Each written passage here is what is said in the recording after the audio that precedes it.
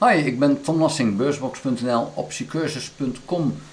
Ik heb recent in Maastricht een presentatie gegeven over het combineren van aandelen en opties om dus meer rendement te halen. Dat was een presentatie van bijna een uur. Ik wil nu even de kern van die presentatie in een paar minuten vertellen. Wil je meer informatie over bijvoorbeeld opties hebben, dan kan je dat vinden op www.optiecursus.com. Ik ga eventjes naar mijn presentatie, ik laat een paar sheets zien. De eerste sheet gaat over het doel van de presentatie. Dat is geschreven opties, want daar praat ik over, goed leren gebruiken. Combinatie van aandelen die je hebt en opties goed kunnen opzetten en inzien waar die winst dan van in zit. Het laat duidelijk zijn, je hebt aandelen, je hebt een prachtige aandelenportefeuille, daar ga je dan opties op schrijven, call opties op schrijven. Wat wil ik gaan doen? Ik wil in ieder geval aangeven dat je een klasseportefeuille met aandelen zou moeten hebben. Nou, waarom? Op die aandelen moeten opties uitstaan en vaak zijn dat al grotere aandelen, belangrijke aandelen, grote bedrijven. Maar ik wil dus ook wel dat dat goede bedrijven zijn. Waarom ik het wil doen is extra inkomen en op tijd winst nemen op die aandelen. Nou, dan die aandelen, welke koop je, hoe selecteer je? Nou, in ieder geval wil je dus dat ze inderdaad de opties hebben. Maar je wil ook, vind ik, dat ze structureel winstgevend zijn. Dat ze geen brekenbeen zijn, dus er moet wel een degelijkheid zitten, want ik wil die aandelen hebben. Die aandelen vormen de kern van mijn portefeuille. Dus die aandelen moet ik echt van zeggen, ja, die wil ik gewoon hebben. Dat zijn de aandelen waar ik vertrouwen in heb. Die bedrijven, die doen het goed. Ik verwacht dat de aandelenkoers omhoog gaat. Dat is echt heel erg belangrijk. Dan moet die koers van die aandelen liefst tussen de 20 en 100 euro of dollar liggen. Waarom? Nou, opties gaan in principe per 100 aandelen. Dus als ik 100 aandelen van 100 euro of 100 dollar per stuk heb, praat je al over 10.000. Dus dat maakt dat zo'n positie al snel heel groot is.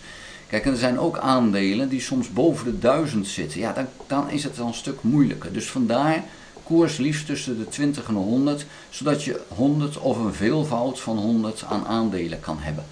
Ik zie ze ook graag met een laag dividend. De reden daarvan is dat de directie van het bedrijf dan alert is op het feit dat er genoeg kasgeld moet zijn. En dat maakt dat ze niet gaan stunten met het geld wat ze in de onderneming hebben. Als er geen dividend wordt uitgekeerd, neemt dat kasgeld toe en op een gegeven moment hebben ze zoiets van, moeten we met al dat geld? En dan gaan ze gekke dingen doen. Dus dividend is belangrijk, hoeft niet hoog te zijn als ze maar dividend uitkeren. Dan zijn ze er alert op. En het zou mooi zijn als een koers flink gestegen is, want dan krijg je meer premie op je opties. Het is niet noodzakelijk, maar het is wel mooi als dat zo is. Nou, dan verder. Waarop let ik dan? Nou, nogmaals, ik wil dat die aandelen aantrekkelijk zijn, dat ik ze echt wil hebben. Maar ik wil ook winst nemen als het heel sterk is gestegen. Dus zou je nou bijvoorbeeld een aandeel hebben, ik heb gekocht op 28, staan nu op 43, dan schrijf ik met een looptijd van enkele weken op bijvoorbeeld 45. Als die opties worden opgevraagd, niks, helemaal niet erg, want ik heb die hele stijging al gehad. Plus ik heb er nog 2 euro of dollar extra, van 43 naar 45. En ik mag de optiepremie houden. Nou, fantastisch. Dus dan heb ik ook winst genomen. Kan dat geld in nieuwe posities die nog wel weer op dat moment een nieuwe potentie hebben. Want aandelen groeien niet qua koers tot in de hemel. Het gaat omhoog en dan corrigeert het en dan gaat het weer een andere kant op. Het kan weer omhoog, kan omlaag. Maar na een tijdje omhoog is het gewoon verstandig om eens winst te nemen. Het uitoefenen van die geschreven calls is dus geen ramp. Dat hoort er gewoon bij. Kijk, ik vind het prachtig als het iedere keer zo is dat hij het net niet haalt, die geschreven optie. Want dan kan ik daarna weer een nieuwe schrijven. En dan kan ik weer zeggen van oké, ik leg hem ietsje verder, pak ik misschien nog weer extra winst daarop.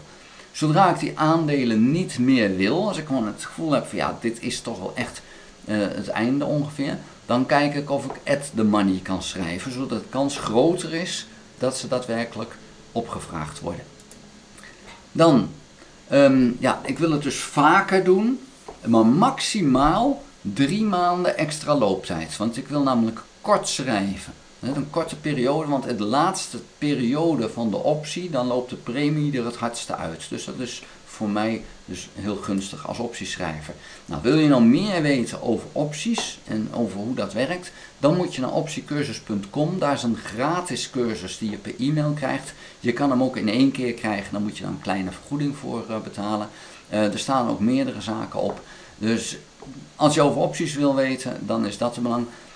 Ik wil het er voor nu bij laten. De kern heb ik verteld. Wil je echt veel meer weten over opties, ja, ga dan daar kijken. En je weet in ieder geval nu op welke manier je aandelenportefeuille veel meer rendement kan laten opleveren. En dat is door er call opties op te blijven schrijven. Dank voor het kijken.